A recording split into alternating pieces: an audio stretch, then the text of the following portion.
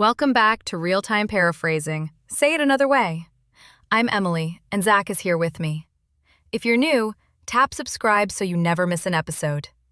Today we're talking about quick paraphrasing, how it keeps conversations smooth at work, on the phone, anywhere, without sounding stiff. Right, Emily. This saved me in a briefing last month.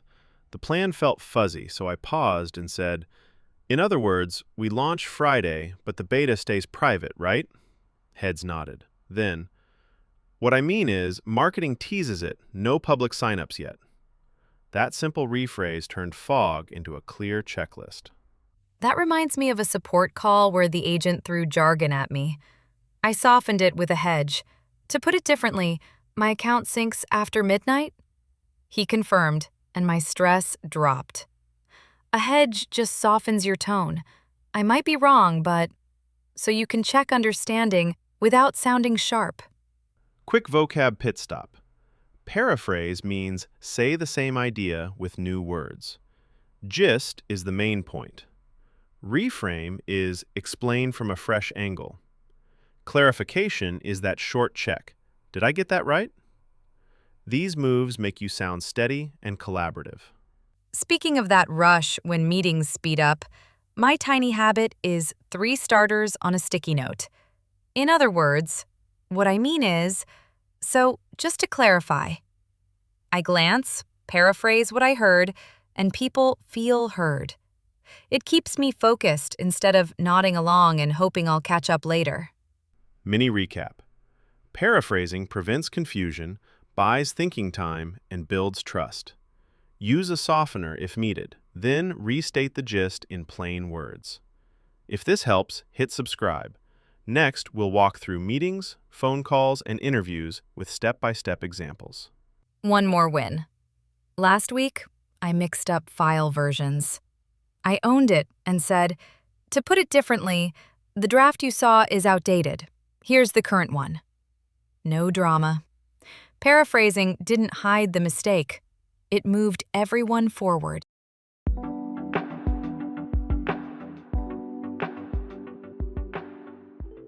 Let's dig into the core frames. When a plan sounds messy, I reach for, in other words, it's like a quick reset button. Last week our roadmap was all buzzwords, so I said, in other words, we're shipping the basic version first, then adding the dashboard next month. Everyone relaxed. Short, clear, and nobody felt criticized. I like adding a bookmark before I paraphrase. So, if I hear you right, a bookmark tells people you're about to reframe. On a noisy cafe call, a client rambled about permissions, so I said, if I hear you right, only managers approve changes. Editors just suggest. He said yes, and we moved on. Bookmark, then rephrase. Clean.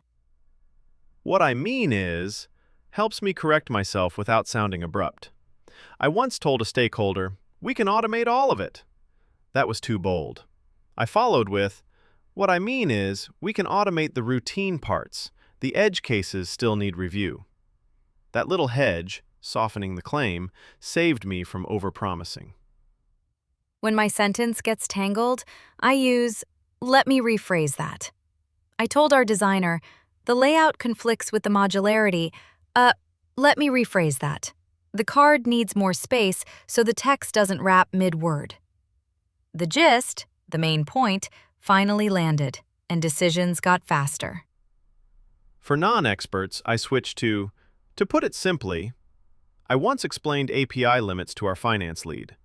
To put it simply, we can only make a certain number of requests per minute, like turnstiles at a stadium. That everyday anchor, a familiar image, made the constraint feel concrete instead of abstract. Confirmation checks are gold. I'll say, so just to clarify, then use a tiny chain. Confirm, simplify, action. In a morning stand-up, so just to clarify, we freeze features today. In plain terms, no new buttons. Action is test and fix. No drama, just alignment. People appreciate that rhythm. When I need a second to think, I start with, if I understood correctly, and give myself a beat. If I understood correctly, the client wants speed over customization. Give me a second to gather my thoughts. Okay, then we ship a lighter version first. A calm pause plus paraphrase beats rushing into a bad answer. Sometimes I reframe the angle. Another way to look at it. A teammate wanted to delay testing. I said, another way to look at it, earlier tests reduce weekend emergencies. That word, reframe, means changing the lens, not the facts. It shows nuance and keeps the conversation cooperative, not combative. I keep a micro drill on my desk, 3 frames on a sticky note. In other words, what I mean is, so just to clarify, I pick a random news headline and paraphrase it in 1 sentence, 60 seconds. It sharpens speed and tone so the language is ready when pressure hits. Quick recap. Bookmark, then paraphrase. Use hedges to soften. Confirm, simplify, action. Reframe when the angle is off. These frames buy you time, show respect, and make complex ideas feel light. In the next part, we'll apply them to real meetings and watch how momentum builds.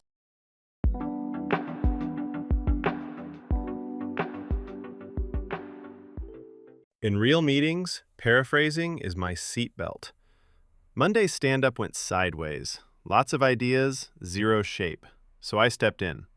So, just to clarify, we're fixing the login bug first, then pushing the banner next sprint, correct? Heads nodded, shoulders dropped. I added, great. Dev owns the bug, design preps the banner copy. 1 clean rephrase, and momentum returned. I had a cross-team sync where people debated features without the basics. I bookmarked it. If I hear you right, the scope is mobile only, not desktop yet. Scope just means the size of the job, what's in and what's out. Once we named it, decisions got simpler because we weren't arguing about everything at once. Mid-project reviews love to drift. I paused a long debate and said, let me summarize the gist. Gist is the core idea. Then I listed 3 action items. 1. QA retest checkout. 2. Sales drafts the launch email. 3. We postpone the referral widget. Action items are the concrete tasks someone will do after the meeting. There was tension between product and design about a crowded homepage. I reframed it. Another way to look at it, we're chasing the same outcome, faster signups. Then I bridged. What I mean is, fewer elements might lift conversions, while better contrast could help readability. We can test both. Consensus, shared agreement, formed because the goal felt mutual, not mine versus yours. Timeline fights can get loud. I cooled one down with, to put it simply, we're choosing between speed and polish. A teammate pushed for both, so I slowed it. If I understood correctly, you want to ship Friday and still add animation. That's a trade-off, 1 gain, 1 cost. Which risk hurts less, delay or lower quality? People answered honestly after that. My favorite alignment move is a 3-part close: confirm decision, owner, and deadline. I ended a planning call with, so just to clarify, decision, cut the file upload feature this cycle. Owner, Priya. Deadline, Wednesday noon. Owner simply means the person responsible. The room exhaled because the next steps weren't floating anymore. Dependencies and roadblocks can hide in the corners. I like to paraphrase them into daylight. In other words, QA can't start until data seeds the test accounts. That's the dependency. And the missing API key is our roadblock, the thing stopping progress. Once those were named, the PM booked a quick follow-up and cleared both in an hour. High-pressure updates are tricky. I briefed our CEO and felt my voice race. I bought time. If I hear you right, you're asking about stability, not features. Then I added, to put it differently, uptime is solid, but error reports spike after midnight. Short, steady paraphrases turned a stressful moment into a useful decision check. How do you handle disagreement that keeps circling? I've seen you steer it without making it personal.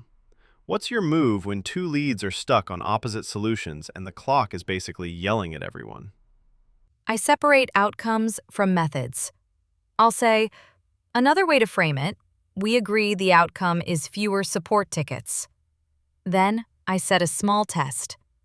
What I mean is, let's ship the simpler fix to 30% of users by Thursday and compare tickets. Next steps, immediate, specific actions, break the loop. People stop defending ideas and start watching data. Quick recap from my chair. Clarify the scope, surface the gist, name the trade-offs, and close with owners and deadlines. When things blur, I paraphrase once, then ask a confirmation check. Did I get that right? If the answer is no, good. We adjust while we're still in the room, not 2 days later in a confused thread. Same here. Meetings feel calmer when someone translates complexity into clear lanes. One steady sentence can turn noise into a plan. Speaking of translation, next up, we'll jump into live phone calls, where you don't have slides, just your voice, and show how these frames keep conversations smooth under pressure.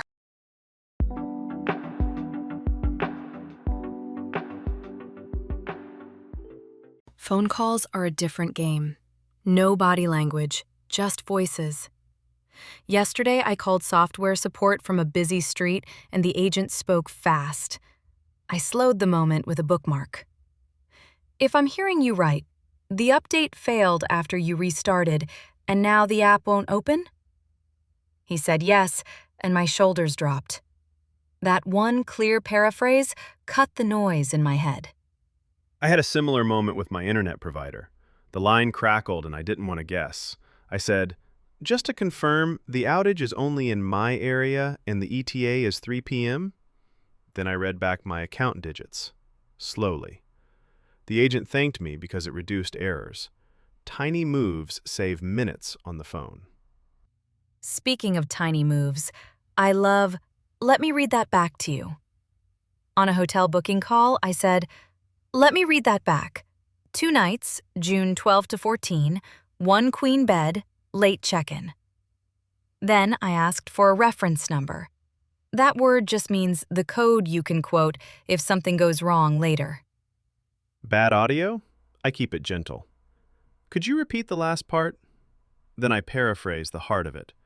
So the workaround is to log out and back in, not reinstall, right? Workaround means a temporary fix that keeps you moving. When they confirmed, I wrote it down because memory evaporates fast during calls. Tense voices need soft landings.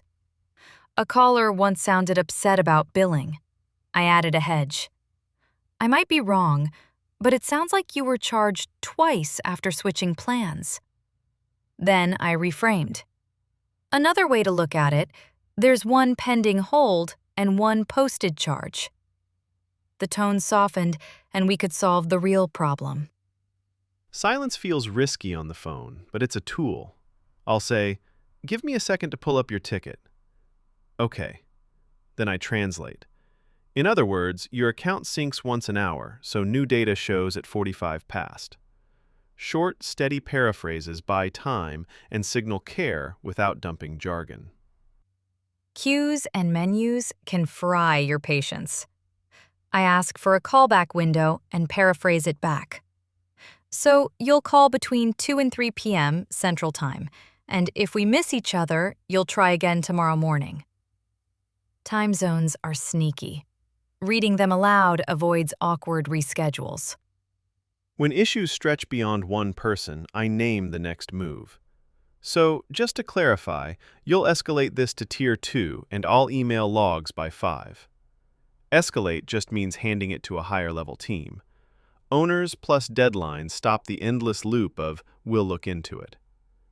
Emily, how do you handle accents you're not used to without making someone repeat 10 times? I've heard you keep the rhythm kind, even when the line is rough and the clock is tight. I chunk the message. If I heard the first part, the invoice number starts with 943. Pause. And to confirm, the amount is $42, not 14. Chunking, breaking info into small pieces, reduces pressure. People feel respected, and accuracy climbs. Quick recap. Bookmark the moment, paraphrase the gist, read back numbers, and name the next step. Use hedges to soften and ask for a reference number when stakes are high. Those micro moves make phone calls shorter, clearer, kinder. Exactly. Next, we'll take these same frames into tougher spaces, interviews and high-stakes conversations, where every word matters and calm language earns you time and trust.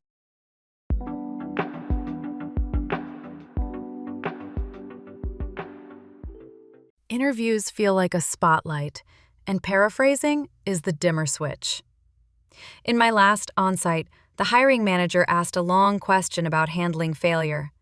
I bought time with, "Great question. If I understood correctly, you're asking how I respond when a project slips."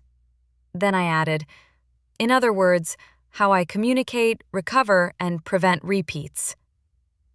That tiny reframe slowed the pace and gave me a clear path.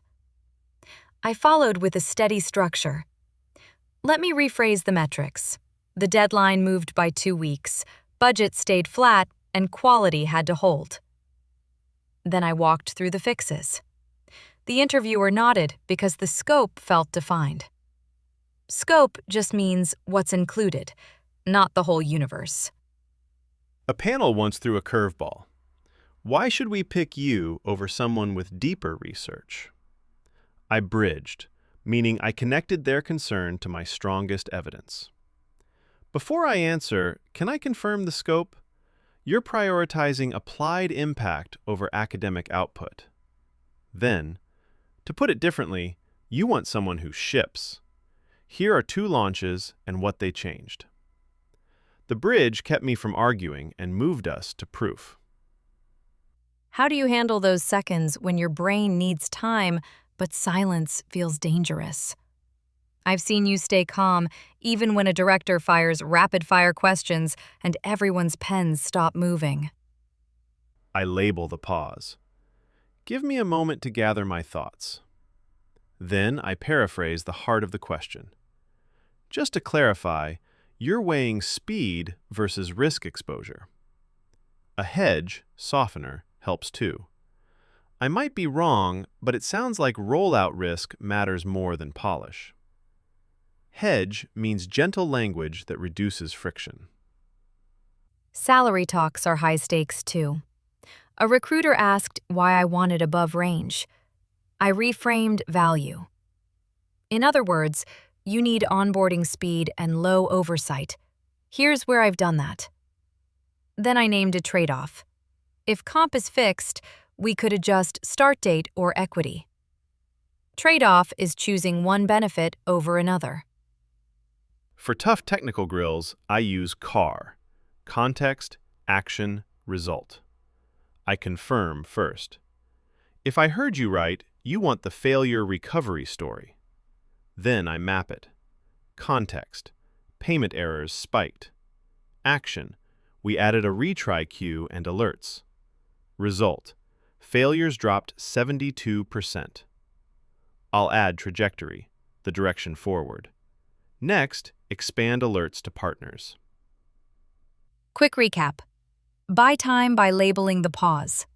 Confirm the scope, then reframe toward evidence. Bridge from their risk to your proof. Vocabulary snapshot. Bridge connects questions to strengths. Hedge softens tone. Trajectory means the path ahead. These keep answers clear and confident under pressure. I also close with a next step check. Just to clarify, what would success look like in the first 90 days? If they say metrics, numbers, you can mirror them back and align your plan. Metrics simply means how success is measured. Exactly. Keep a few frames ready. If I understood correctly, Let me rephrase. Another way to look at it, and breathe before you answer. Paraphrase turns hot moments into clear moments. Up next, we'll wrap with daily drills so these lines feel natural when it counts.